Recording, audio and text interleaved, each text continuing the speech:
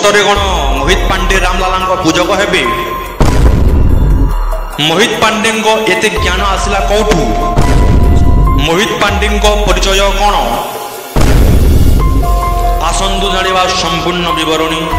ତା ପୂର୍ବରୁ ଗୋଟିଏ ଛୋଟିଆ ରିକ୍ୱେଷ୍ଟ, ଚ୍ୟାନେଲରେ ଯଦି ନୂଆ ଅଛନ୍ତି ତାହେଲେ ଚ୍ୟାନେଲକୁ ସବସ୍କ୍ରାଇବ କରିଦେବେ। ଚାଲନ୍ତୁ ଆରମ୍ଭ କରିବା। ରାମଲାଲାଙ୍କ ପ୍ରାଣ ପ୍ରତିଷ୍ଠା ପାଇଁ ସଜେଇ ହେଉଛି ଅଯୋଧ୍ୟା ନଗରୀ। ଆପଣମାନେ ସମସ୍ତେ ଜାଣିସାରିବେଣି ଜାନୁଆରୀ 16ରୁ 22 ତାରିଖ ପର୍ଯ୍ୟନ୍ତ ଏହି ପ୍ରତିଷ୍ଠା କାର୍ଯ୍ୟ ହେବ। 22 ତାରିଖରେ ରାମଲାଲାଙ୍କ ପ୍ରାଣ ପ୍ରତିଷ୍ଠା ହେବ ଗର୍ଭଗୃହରେ।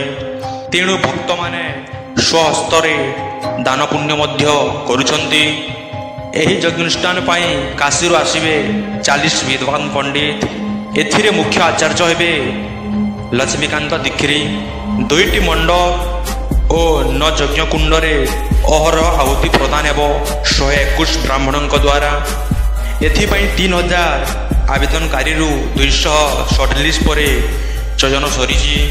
ସେଥିମଧ୍ୟରୁ ମୋହିତ ପାଣ୍ଡେଙ୍କ ନାଁ ମଧ୍ୟ ରହିଛି ରାମଲାଲାଙ୍କ ସେବକ ବା ପୂଜକ ଭାବରେ। ଏହି ମୋହିତ ପାଣ୍ଡେ କିଏ ଆସନ୍ତୁ ଜାଣିବା। ମୋହିତ ପାଣ୍ଡେଙ୍କ ବିଷୟରେ ଉତ୍ତରପ୍ରଦେଶର ଗଜପାତରେ ରହୁଥିବା 22 ବର୍ଷୀୟ ମୋହିତ ପାଣ୍ଡେ ରାମ ମନ୍ଦିରର ମୁଖ୍ୟ ପୂଜକ ଭାବେ ନିଯୁକ୍ତି ହୋଇଛନ୍ତି। ଏହି ପଦବୀ ପାଇଁ 3000 ଆବେଦନକାରୀରୁ 247 ପରେ ପରୀକ୍ଷା ନିରୀକ୍ଷା ପରେ ମୋହିତ ପାଣ୍ଡେଙ୍କୁ ଚୟନ କରିଛନ୍ତି ମୁଖ୍ୟ ପୂଜକ ଭାବରେ। ରାମଲାଲାଙ୍କ ସେବା କରିବା ଅତ୍ୟନ୍ତ ଗୁରୁତ୍ୱପୂର୍ଣ୍ଣ ଭୂମିକା ହୋଇଥିବା ବେଳେ ଏହି କାମ 31 ବର୍ଷ ପୂର୍ବରୁ ଆଚାର୍ଯ୍ୟ ସତେନ୍ଦ୍ର ଦାସ ନିଷ୍ଠାର ସହ କାର୍ଯ୍ୟ ତୁଲାଇ ଆସୁଥିଲେ। ଏହି ପଣ୍ଡିତ ଜଣଙ୍କ ତାଙ୍କର ଜୀବନ ରାମଲାଲାଙ୍କ ସହ ତୁଲାଇ ଆସୁଛନ୍ତି। କବିରନଗରରେ ଜନ୍ମ ପଣ୍ଡିତ ସତେନ୍ଦ୍ର ଦାସ ଛୁଆଟି ବେଳରୁ ରାମଲାଲାଙ୍କୁ ତାଙ୍କର ଜୀବନ ସମର୍ପି ଦେଇଥିଲେ। 1958 ମସିହାରୁ ସବୁଦିନ ପାଇଁ ସେ ଅଯୋଧ୍ୟା ଆସିଥିଲେ। ଏହାପରେ ଯେବେ ରାମ ମନ୍ଦିର ଓ ବାବରଜୀ ମସଜିଦକୁ ନେଇ ଯେତେ ବିବାଦ ଚାଲିଥିଲା, ତେବେ ଆଚାର୍ଯ୍ୟ ସତେନ୍ଦ୍ର ଦାସଙ୍କୁ ରାମଙ୍କ ମୁଖ୍ୟ ପୂଜକ ଭାବରେ ରଖାଯାଇଥିଲା। ସେବେଠୁ ଆଜି ପର୍ଯ୍ୟନ୍ତ ରାମଲାଲାଙ୍କୁ ସେବା କରୁଛନ୍ତି ଏବଂ ଏହି ନୂଆ ମନ୍ଦିର ପୂଜା ମଧ୍ୟ ସେ କରିବେ। ତାଙ୍କର ବୟସ ମଧ୍ୟ ଗଡ଼ିଯିବାରୁ ସେ ଉତ୍ତରପ୍ରଦେଶ ସରକାରଙ୍କୁ ତାଙ୍କର ଉତ୍ତରାଧିକାରୀ କିଏ ହେବ ବୋଲି କହିଥିଲେ। ସେଥିପାଇଁ ସରକାର ଏକ ବିଜ୍ଞାପନ ବାହାର କରିଥିଲେ। ସେଥିରୁ ମୋହିତ ପାଣ୍ଡେ ମୁଖ୍ୟ ପୂଜକ ଭାବରେ ଚୟନ ହୋଇଥିଲେ। ଏହି ଚୟନ ପାଇଁ କେତେକ ସତ୍ୟ, ସେହି ସତ୍ୟ ହେଉଛି ଆବେଦନକାରୀଙ୍କ ବୟସ 20ରୁ 30 ହୋଇଥିବା ଆବଶ୍ୟକ ଏବଂ ପାରମ୍ପରିକ ଶିକ୍ଷା ଆଶ୍ରମରେ ଶିକ୍ଷା ଲାଭ କରିଥିବେ, ପ୍ରଭୁ ରାମଙ୍କ ପୂଜାରେ ପାରଙ୍ଗମ ହୋଇଥିବେ। ଏଥିରେ ମୋହିତ ପାଣ୍ଡେ ଥିଲେ ବେଶ ଧୁରନ୍ଧର। ମୋହିତଙ୍କ ପାଖରେ କ'ଣ ଏମିତି ଗୁଣ ଅଛି ଯାହାକୁ ନେଇ ଏତେ ଚର୍ଚ୍ଚା?